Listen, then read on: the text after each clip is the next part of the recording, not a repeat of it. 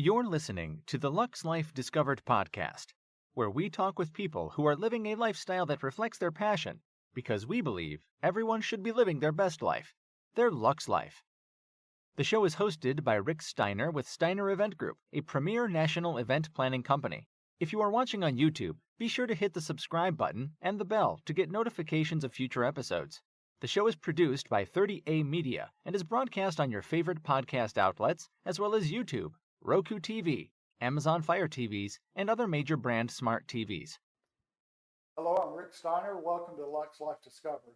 My guest today is Cortni Bird. So, Cortni, thank you for being with us. Thank you for having me. We are in for a real treat today because Cortni is very diverse and she's got a great story to share with us. So, Cortni, just start from the beginning. Tell us a little about yourself, and then we'll go from there. How's that? Okay, so that's fair that you said let's start from the beginning, because that's where I tend to ask people. So I've been in the Panhandle for over 13 years.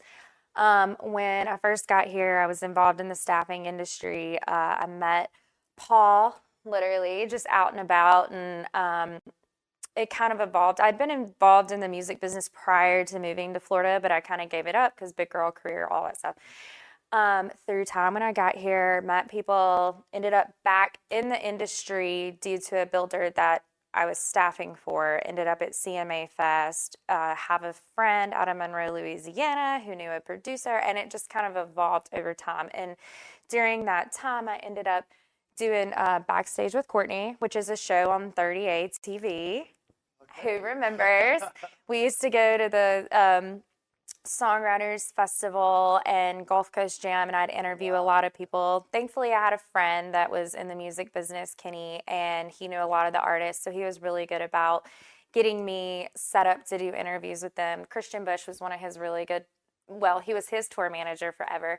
So we really had some great opportunities with that. It's kind of weird. Not too long ago, I was in South Florida at an Airbnb, and I walked in, and I thought it was a joke because I was on the TV, and I was like, they did this on purpose. Like, they put this up here. It wasn't on purpose. It was Roku. So I contacted Paul, and I was like, hey, did you know this was happening?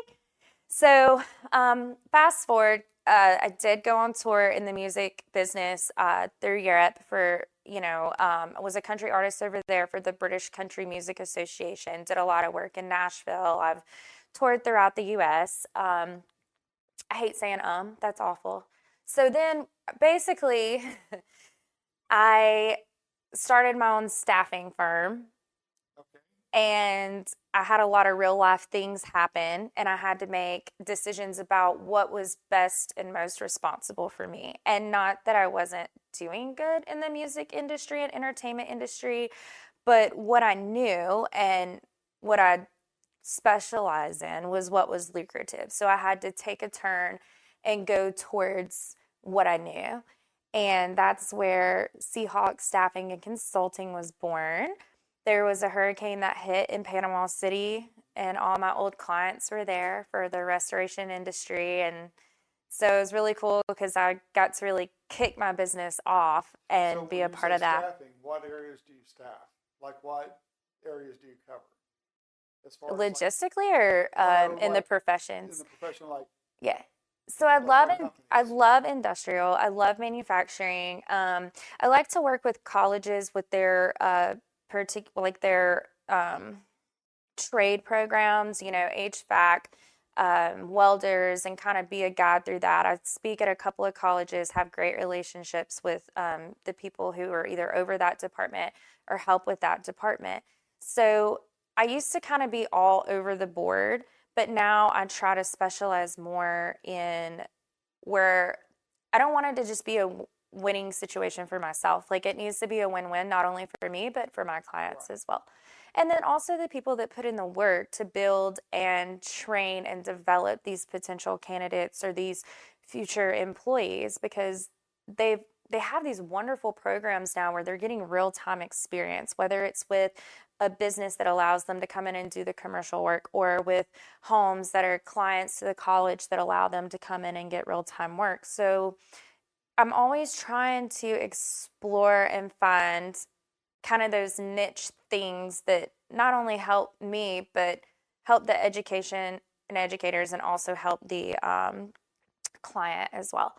So these are individuals that can go out, have the hands-on experience, take what they're learning in the classroom, and then actually implement it in the real-life situation. Yes, and there's two sides to that. So you have your clients that you staff for, and you have your what you call direct placement, which is where you're not doing the payroll, you're not doing the work comp or any of that. You just directly hire for the client. And then you have temp to perm, whereas obviously they work so many hours under my company before they become a permanent employee of the client. Okay. So, and there's win-wins to that because companies spend a lot of money investing in their employees, whether it's training, background checks, drug screens, those kind of things. So when you outsource to a company like mine, you're kind of saving on those costs. And in the event that that employee doesn't work out for your company, well, now you're not getting hit for the unemployment. So it keeps your suitor rate down, and that's the goal. Yeah, and that's a huge asset for companies because, like you said, without you don't have to worry about the unemployment part, so that saves a lot of paperwork, expense, all of that. Yeah. So okay, but let's go back to music before we leave that real quick. So what part about Nashville did you like? What part were you surprised about? Well, Nashville was always a great experience. I mean, I got to work with a producer who's worked with Dolly and Olivia Newton-John. I had musicians on my album that have won Grammys and still tour till this day, or they've played at the Grand Ole Opry, or they played for a show in Vegas. And, you know, I think what was probably my favorite part of all that was getting to work with such dynamic people and just to see the talent and how everything came together. And Mark was really awesome to work with as a producer because he knew how to navigate from new artists to legendary artists. And I got to work with his wife a lot on the songwriting part, Donna, who's no longer with us. And then the thing that surprised me the most was from the time I started going to Nashville until I got into like my 20s, the growth, like how much the city had blown up, what Broadway was becoming. I can remember when Broadway was this beautiful, almost like a gym, you know, you could Very quaint, and you could see all of these great legendary studios on the Strip, and now they're all moving out away from that, whether they're in Mount Juliet or Brentwood or somewhere around there. So the evolution of Nashville, I miss the charm. I miss the old Nashville. Oh, and it's growing by like so many hundred a day. It's unreal. Yeah. Right now, even what the growth is, and you know, you can whether go in at rush hour, 2 o'clock in the afternoon, 11 in the morning. Traffic is a nightmare. Unbelievable. I don't think they prepared for their infrastructure for the growth that they experienced so quickly.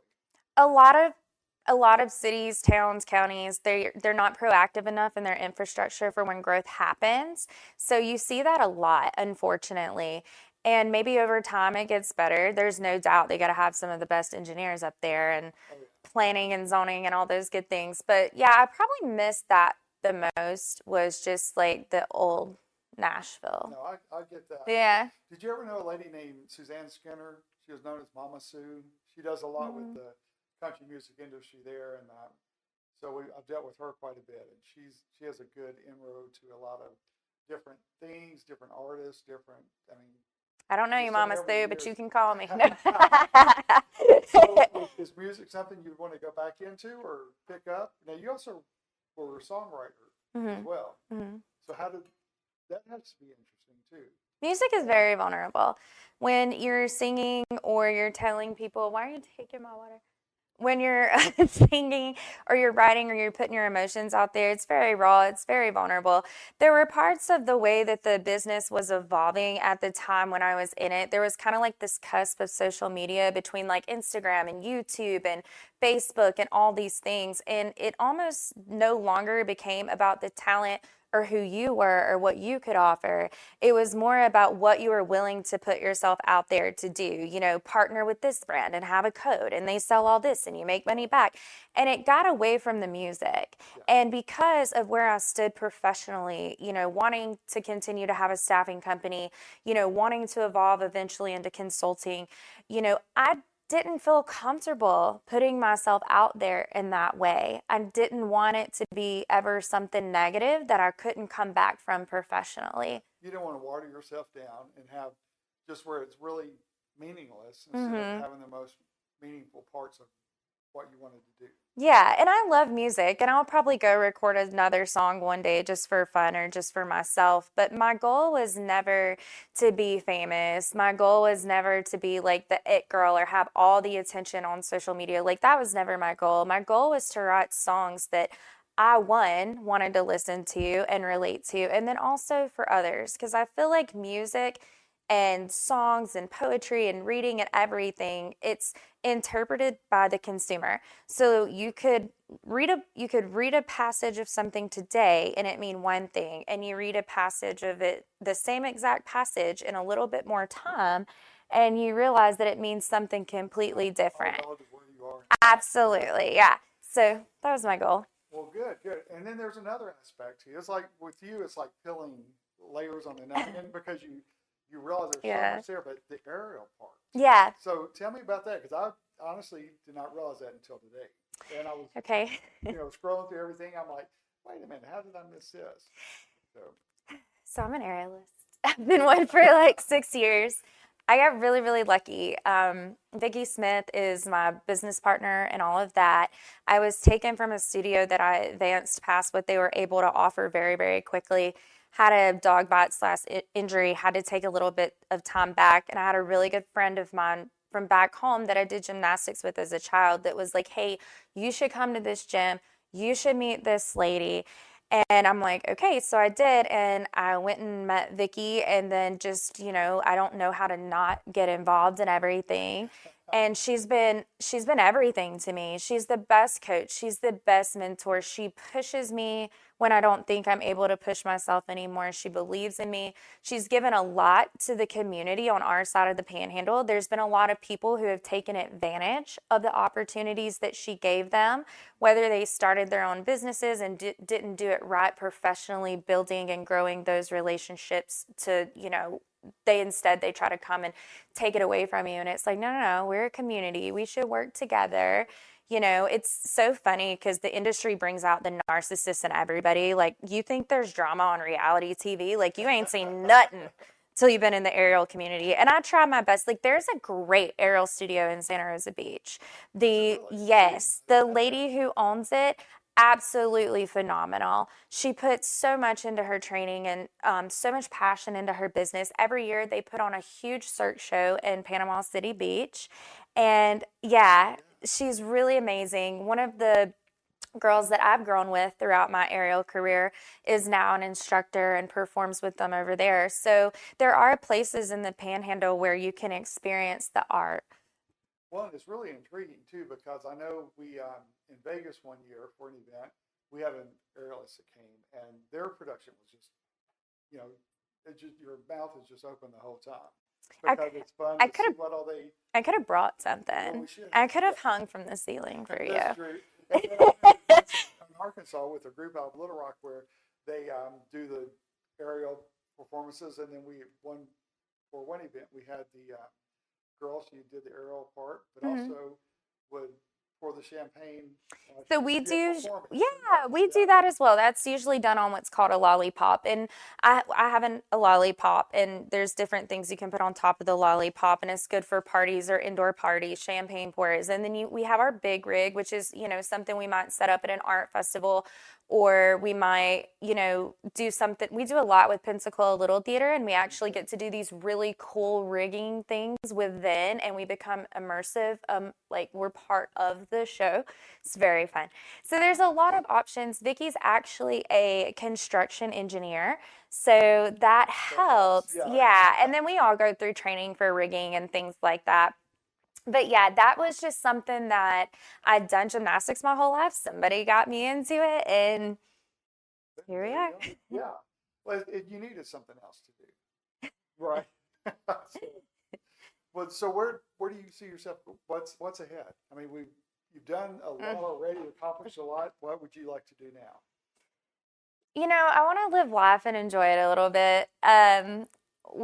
My significant other and I, my husband B, we travel a lot, but we have, I am in the process of building an aerial studio, and I want it to be more of a place where people who love to teach and love to share can come and, spread their art, spread their talent, not necessarily this structured crazy studio, but something more where it feels like home for you to train and train others. And then my staffing company, the consulting part, is going very niche market. I don't know why, but I've always been into like niche market recruiting, niche market marketing. So, being able to do a little bit more consulting versus traditional staffing, whether that's recruiting, consulting, marketing consulting, coming in, diagnosing your business, seeing where, the gaps are. I have an IT department. A lot of businesses outsource their websites. And this is backwards from me believing in outsourcing, but they put it on their business's host, and you own your host, you own your domain, but they're putting it out on a separate host. And I believe that you should own your website. You should have it on your own host. I have an IT department for that, and then public relations as well. So I'd really like to help businesses be better, whether it's from an employee or standpoint, processes, marketing, just really get out there and share the knowledge I've gained over the years. So you have the savvy part, like you said, and helping the business itself. But how would a young person that wants to be part of your staffing, because I know you have certain requirements, certain, a process that you follow, how would they know to like, do they even, how do people know that there are people like you that exist?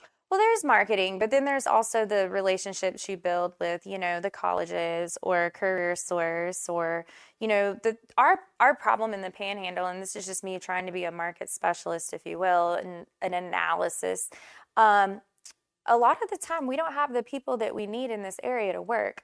So you notice that there's this huge deficit in talent, and people need these, they're always like, I'm hiring, I can't find this, I can't find that. And two things I would say is, one, open up to, if it's not a degree or, certificate position, be willing to train your employees. Like, I think now is a better time than ever to promote within or take somebody on and under your wing and train them completely in a new position. And then also, being able to know how to like, recruiting is marketing. And that's what a lot of people don't understand. And you got to be willing to go above and beyond the norm to make it happen. So are businesses and employers, how do they accept that about bringing somebody on and training? Because a lot of people just want somebody to come in and start. But I think what you're saying is probably a better way, because that way they know what you expect. They're not bringing something else, a preconceived idea. They have to be willing to listen. You have, as an employer, as a business owner, you have to be humble enough to be like, you know what, I don't know everything. I would not be where I am today without friends, mentors, business coaches. And it's sad because over the evolution of time, like, those people get older, people you've looked up to, they, retire, sell, or, I've lost a few. That's was hard. Grief is hard when you've had guidance from someone for so long. It's almost like you lose a limb. It's like, oh my gosh, who do I call now? Especially if there's someone who is in your industry. But I think you have to, as a business owner, you're very isolated. You work 24/7. You're always obsessing over it. And I think you have to be humble enough to take a step back and be like, you know what? There's specialists that can help me with this. And maybe I don't have the right answer at this time. And just being open-minded to listen to people. Because I'll tell you right now, I don't know everything and I learn every day, but I'm passionate and I will do everything in my power to make it happen. Like, that's just me. Well, when somebody's passionate about what they do, that is more impressive to me than anything else, because if they're that passionate, they're willing to learn. They're going to do what they can to make it the best experience. Now, I do have to give a shout out to Greg Britton that owns Navarre Family Water Sports. I've done their PR and marketing for a long time, and his son actually works for me. But, Greg has been someone who's helped me guide throughout my career. I still do the public relations and marketing for Navarre Family Water Sports.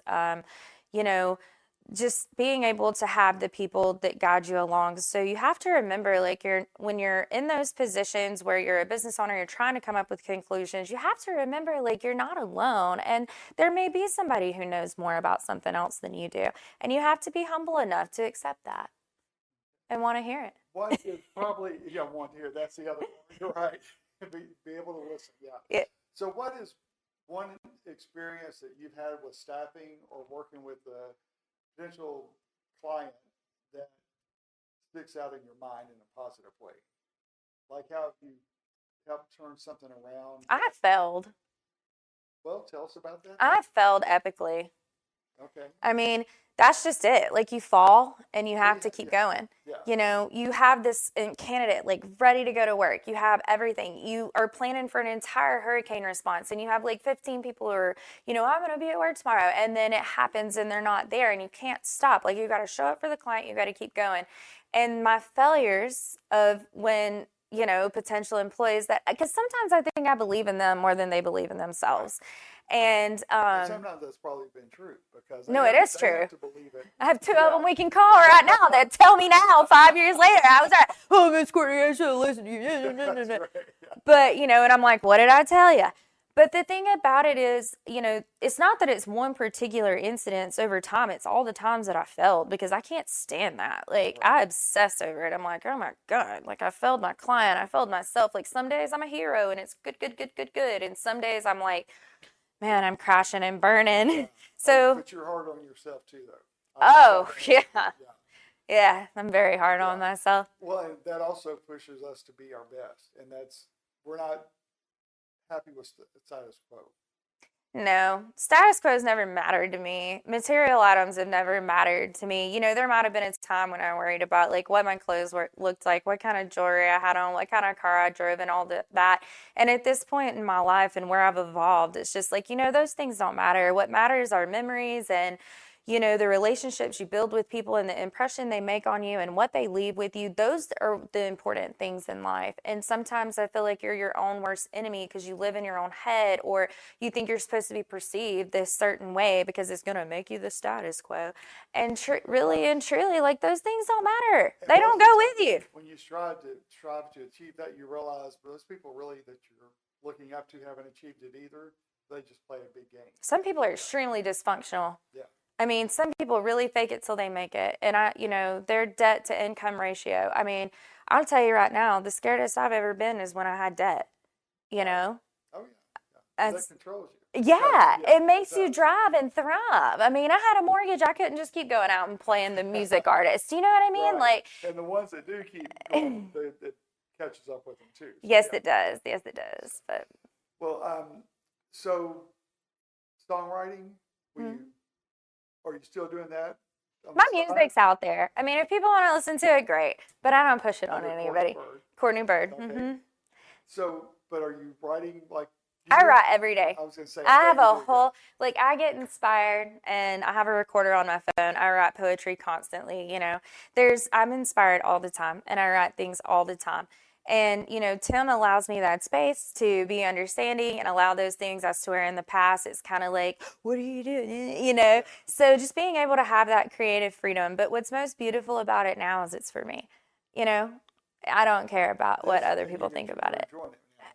Yeah. Yeah. I know. I think sometimes when we finally realize it's okay to do something for yourself. Hey, I was jamming out to my own music on Saturday. Okay, there's an old album, Courtney P. She was more punk rock.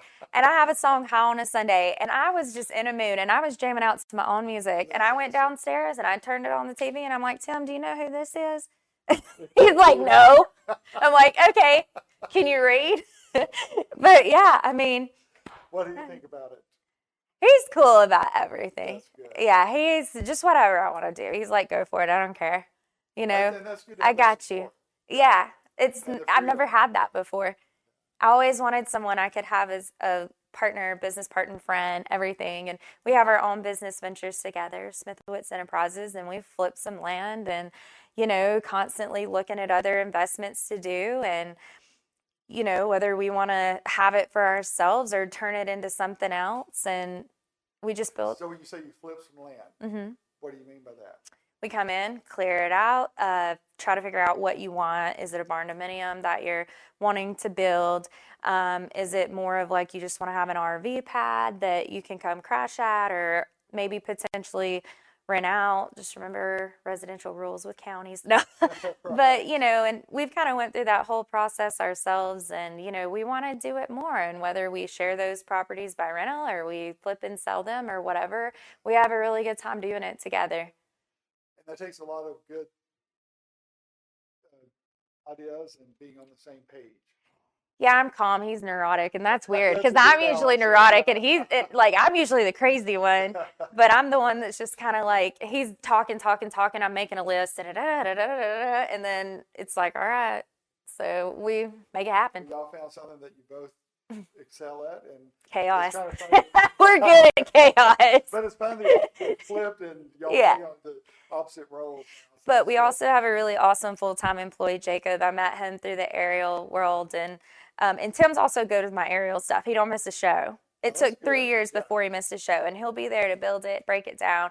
But Jacob, our friend, he works for us full-time, and he makes a lot of stuff happen. He's so talented. Like, there's nothing this man can't do. So we also have our teams within our different businesses, and it makes a big difference. Yeah, it's always have those good, solid people you can trust and depend on. So we're going to put your information on the screen. And so if people want to talk to you about, well, just tell them. If you want to train aerial, give me a call. If you want us to come perform at your parties or you were putting on some kind of show, call us. If you're looking at starting to have investment property, give us a call.